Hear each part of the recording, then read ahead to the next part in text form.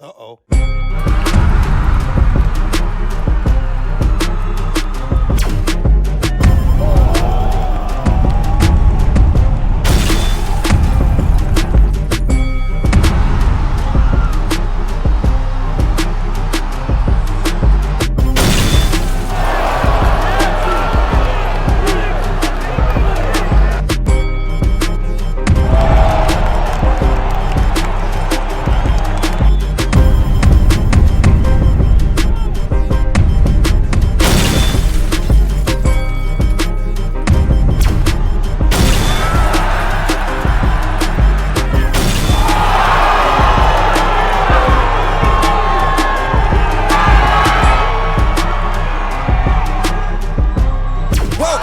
Motherfucking relay. We're covering today's top boxing news. Okay, we'll start with this. Lauren Price targets Michaela Mayer and Clarissa Shields fights. I would love to. Lauren Price has accepted Michaela Mayer's challenge to face her next for the undisputed welterweight title. Price put herself in a great position to win all the belts after she defeated Natasha Jonas to unify at 147. The victory added the World Boxing Council, the IBF and WBA titles, and the Ring magazine to her collection. Mayer successfully defended her WBO welterweight title by beating Sandy Ryan for the second time. Thus, Mayer versus Price. It's the biggest fight to be made in the welterweight division as Price puts her undefeated record on the line. Lauren Price has significantly fewer fights in the paid ranks than Mayer, with only 8. However, she has developed a stellar amateur career and picked up an Olympic gold medal, making her one of the most accomplished fighters in the sport. Mayer is likely to be the B-side in negotiations since she only holds one title. In addition, she's also come out second best, having lost to Jonas. Mayer felt aggrieved by that decision, as she felt she had done enough to beat Jonas. Yeah, I don't agree with that hierarchy of thought. I don't think that Michaela is the B-side by default just because she has one belt and Lauren has 3. Michaela's the established name. She's hot right now. She's fought on much bigger stages than Lauren Price, who's only 8-0, so I don't agree with this sentiment that she's automatically the B-side. And I think she may have 1 or 2 more options than Lauren Price does right now. For Lauren, the Mayer fight is the only fight, whereas for Michaela, she could always lure Natasha to America, have a rematch with her, or see about settling the score with Alicia Baumgartner. As stated, I don't agree with the sentiment that Michaela is the B-side to Lauren by default. Over to Clarissa Shields, who called out Lauren Price. Shields is a 3-weight undisputed champion, having won all the belts at junior middle, and heavy. It's hard to put anything past Olympic champions. She won the Olympics in 2021. I feel like when you've been all over the world and you've boxed and you've won world championships, it's kind of destined for you to be great in the pros. I wish her the best of luck. She won the Olympics at 165, just as I did, 2 times, and if she ever wants to fight, I would love to fight against her too. I believe anything is possible, and I really want to fight anybody that wants to fight me. So if Lauren Price keeps winning and comes to 154, 160, or 168, we can fight to prove who's the best Olympic champion. Nothing wrong with that. Bit of grace from Clarissa Shields, who is entertaining such a fight somewhere down the line, and it is a distinct possibility, though not for the near future.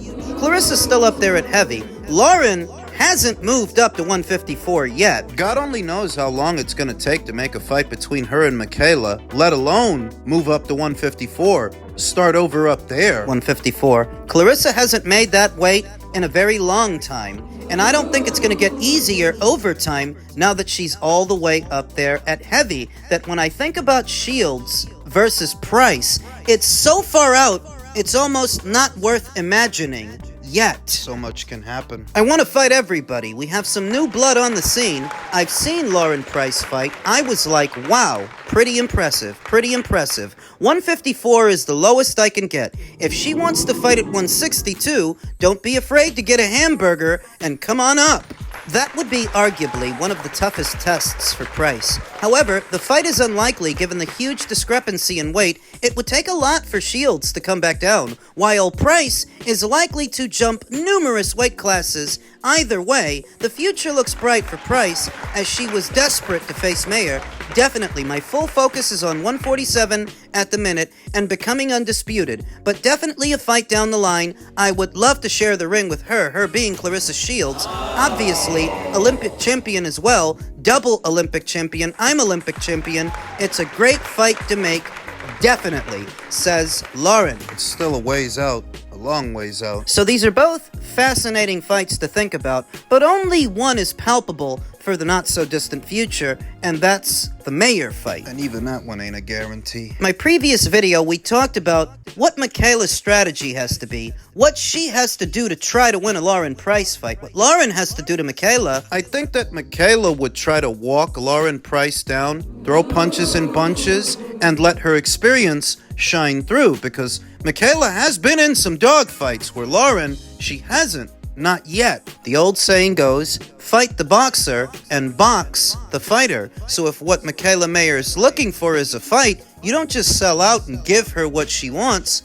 you box her up. Outmaneuver her, out-hustle her. To the eye, Lauren is faster on her feet than Michaela with faster hands. Lauren is really fast. And it's hard to prepare for that. It's hard to duplicate it in sparring, and it's hard to deal with it on a night. That's God-given. That kind of speed. And that's Lauren's edge in this thing. We'll just have to imagine how such a fight would play out until such a time as they get it together.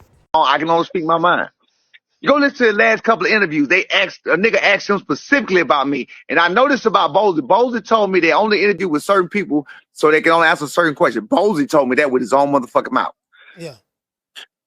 Somebody asked him about Brian Norman. You know that nigga, he didn't say shit about that question. Man, look, man, I'm worried about Sasaki right in front of me. You see my son, like, nigga, after I do this, after we do that, yeah, we can get that word. He'll answer that question. I don't really understand the point that Senior's making, because the whole world knows that they sent you an offer, and the whole world knows that you turned it down. So when he has a unification match already on schedule, he's not going to be thinking about you. He's not going to be thinking about your son. He's focused on the guy he's about to fight, like he's supposed to be. Who's wanting to answer the question, nigga? You feel what I'm saying? Answer the question, nigga. All that shit that they was talking about Terrence Crawford before Jarron Ennis was even a fucking champion for years. Yeah. Nobody said he was clout chasing.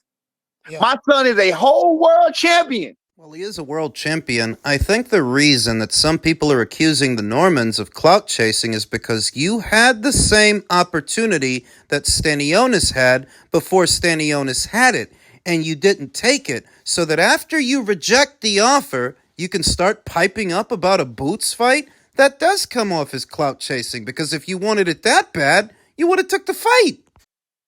Didn't say his name until he said our name and said we ducked him. Or said we turned down the offer. We never said his name until he said our name and said we turned down the offer. Now all of a sudden, we the ones clout chasing because we said we willing to fight another champion. Well, what the fuck they do that at? They ducking and hiding for this nigga, bro. You can't hide the nigga for long, bro. He's out of his mind. Do I gotta say it again? Boots is not hiding from you guys. He made you an offer. The whole world knows it. And all you guys started talking about was your taxes and H&R Block and whatever your deductions are. I never heard a guy use his tax situation as a reason to get out of a fight, to then show this much spirit afterwards, after you reject it. That's why people think you're clout chasing. Stop asking us if we gonna fight that nigga. Go to that nigga comments, ask that nigga if he gonna fight us. He ain't gonna do it. That's why on the last episode, your shit said your favorite fighter better not duck. That nigga ain't gonna fight us. You heard it here first. Clip this shit. That nigga ain't gonna fight us. Now, that's what I say, goddamn. I told y'all motherfuckers that now they go to shit talking. I don't talk shit. Here you go. I told y'all motherfuckers one thing he ain't gonna do is he ain't gonna stand aside with my son. I told y'all that. You remember I said that? Of course he's not going to sit in the pocket with your son. Why would he do that? Why would he make your son's job easier by just selling out and throwing caution to the wind? This must be some kind of reverse psychology thing from Senior, to where he's trying to goad Boots into sitting in the pocket with his son so that his son doesn't have to chase him. Trying to rile him up, ruffle his feathers. Yeah, I remember that. I said he ain't gonna stand and fight my son. I said I watched him And that was you remember that Damian Fernandez? I sent you the video of it. That dude that he went 3 rounds with, my son knocked out in a minute and 31 seconds. Yeah. My son fucked this nigga up in a minute. My son don't play with his food. He fucked this nigga up in a minute and 31 seconds. Boots went 3 rounds with a fucking bomb. That was when he first started getting noticed with the Matrix shit. He was in there doing all this shit. No, they got highlights to that shit. It's a bomb, bro. It's a real live bomb. They got this nigga in the ring on highlights. Talking about,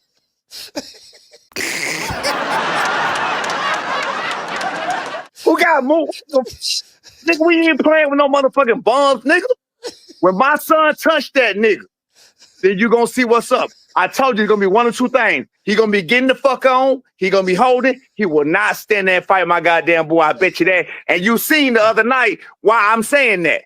Now, as of right now, my son's last 2 motherfucking opponents are 59-1. And that one was a split decision loss. In addition to everything Brian Norman Sr. said about a Boots fight, he also says that a trip to Japan to fight Jin Sasaki, 19-1 with 1 draw and 17 knockouts, is worth more money than a Jarron Ennis fight.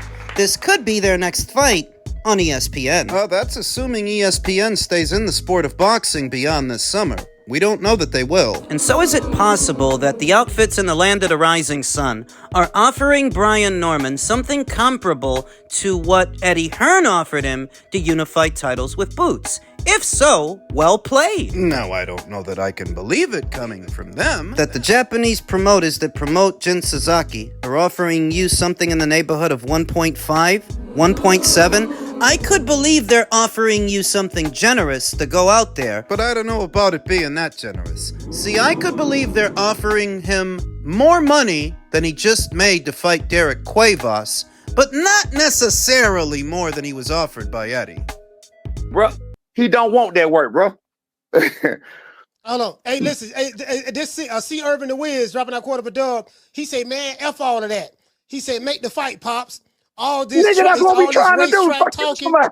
This is where the entire conversation just devolves into pure silliness, because how could you be trying to make a fight with Boots when you know that Boots is spoken for right now, and before he was spoken for, he came to you? Everybody saw it. It was all anybody could talk about at the time. We can't make the fight, nigga. We can't make it for one person, nigga. You ain't hearing what I'm trying to tell you, nigga. Don't tell that nigga to make the fight. Everybody loves coming to us. Oh, y'all ain't gonna fight Boots. Y'all ain't gonna fight Boots. But ain't nobody coming to him saying y'all ain't gonna fight B. Norman. Of course not. He already tried. You guys put the kibosh on that. Are you gonna fight B. Norman? When he said he ducked the question. Don't even answer it. Go look at his last couple of interviews. He don't even answer the question. Yeah. He don't answer the question. Then I'm listening to him. He was screaming undisputed. He had been screaming undisputed, whoever got the titles. He was quick after this fight to scream out Barrios, scream out Stanionis, never said my son's name, right? He said Mario Stanionis, whoever got the belts. That's what he said. One other nigga that got the belt that you didn't say. That's first of all. I pay attention to all that. Go listen to it. He never said my son's name in the interview. He said Stanionis, he said Barrios, whoever got the belts. That's what he said. There's one more nigga that got the belt that you didn't mention that said he was willing to fight your motherfucking ass. You said you wanted undisputed. Now he's saying, I don't really know. We're going to see after this fight. I mean, I'll be lineal. How many other people did that? Ain't nobody did that since Floyd and Terrence Crawford. So, I don't know. Maybe then we'll see. Now, nigga, you ducking. That's how backwards things are in the American boxing scene. Brian Norman Sr. is trying to convince the world that Boots is ducking them after they rejected him. And frankly, for all the stuff he had to say about a purse for a Jin Sasaki fight in Japan, I don't think you're hooping and hollering about Boots. Still in that garage, hooping and hollering about Boots because of how big the purse is. There's a reason that you're talking about Boots specifically, not Mario Barrios, not Montes Stanionis. Your focus is Boots. Now it is. Do you know why? It's because from the moment that you won that title, the only guy who offered you any kind of money was Boots. And that guy is still your best bet to get at any kind of money. That's why I said that you early ducking, nigga. You setting the duck up. They done already gave him. They done already gave this nigga the way out. Oh, he too big. That nigga not big. I'm telling y'all, he not that big. He not that big. I got pictures standing beside this nigga. He not that big. He not that big, bro. Hey. Tell y'all favorite fighter, come get this motherfucking work. That's what y'all do. Now, what we gonna do is get this money. Well, he got to fight. He got a fight coming up with Stanionis. I know. So, That's what I'm saying. But I'm you saying don't that everybody keep talking to us about like your boy just said, make the fight, nigga. We You can't try. make the fight. You can't make it. You can't fight for one fight at the motherfucking time. We trying to make the fight. Go tell that nigga to make the fight. We here. But I tell you what we gonna do though. What we gonna do first though? We gonna debunk some shit. We gonna get that money y'all said we couldn't get. We gonna beat that nigga ass then. These are just my thoughts. The more decibels Brian Norman Sr. hits, the louder he gets, the more I think he's showing they're feeling the pinch. They're starting to realize that Boots is the meal ticket and nobody else. That's why they don't have that kind of energy for Eimantas Stanionis, why they don't have that kind of energy for Mario Barrios, because from the moment they won that title, the only guy who offered them anything worth anything was Boots. Brian Norman Sr. sounds afraid that after the Stanionis fight, Boots might move up. And if he does, There goes your meal ticket. There goes the only guy that offered you a 7-figure payday. On the low end of 7 figures, but still 7 figures. That's more than Stanionis offered you. That's more than Barrios offered you. you're not sat in that garage hooping and hollering about them because, you know, those guys are a dead end. They're not going to offer you the kind of money you're looking for. The only hope is that now that things are a little bit more cordial between Top Rank and the PBC, maybe that might bridge the gap for a fight between you and Barrios, maybe, but that's a really big maybe. And so far, you haven't gotten nowhere. When you first won the brown belt, you probably had all sorts of delusions of grandeur. What you're gonna start making moving forward. And maybe you get a Lopez fight, a Teofimo Lopez fight. A big bag for a Lopez fight. All of these months later. You're still not making the kind of money you were asking Eddie Hearn to give you. All of these months later. And now you're afraid that the gravy train is gonna go by, that he's gonna unify with Stanionis, then leave the division, then bye-bye payday. The moral of the story is, you snooze, you lose. I said it last year. Boots is not gonna be around forever. Of course I want to see Boots versus Brian Norman. I'm not against it, but the reality of it is, Boots ain't gonna be able to keep making 147 forever. At some point, it's gonna get inconvenient, it's gonna get unhealthy, and he's gonna have to move up. So you better hope he's got 2 or 3 more fights at welterweight left in him. And what are you gonna do while you wait? So they're on practically the same schedule, Boots and Brian Norman. And I do want a Brian Norman fight for Boots more than a Barrios fight, just because there's more animosity there. There's more bad blood. I want it. I want that fight more than a Barrios fight. I want it. To know if right after the Stanionis fight, they make Barrios an offer and he takes it, those are just the breaks, kid. You snooze, you lose. That's the moral of the story. If after the Stanionis fight they decide the weight cut was too hard and Boots can't keep doing this, he decides to go to 54, those are just the breaks, kid. You snooze, you lose. Of course it would be disappointing, but life is full of disappointments, and that would be just another. I hear the worry in his voice and the realization that the only chance you got to make real money is Jarron Ennis.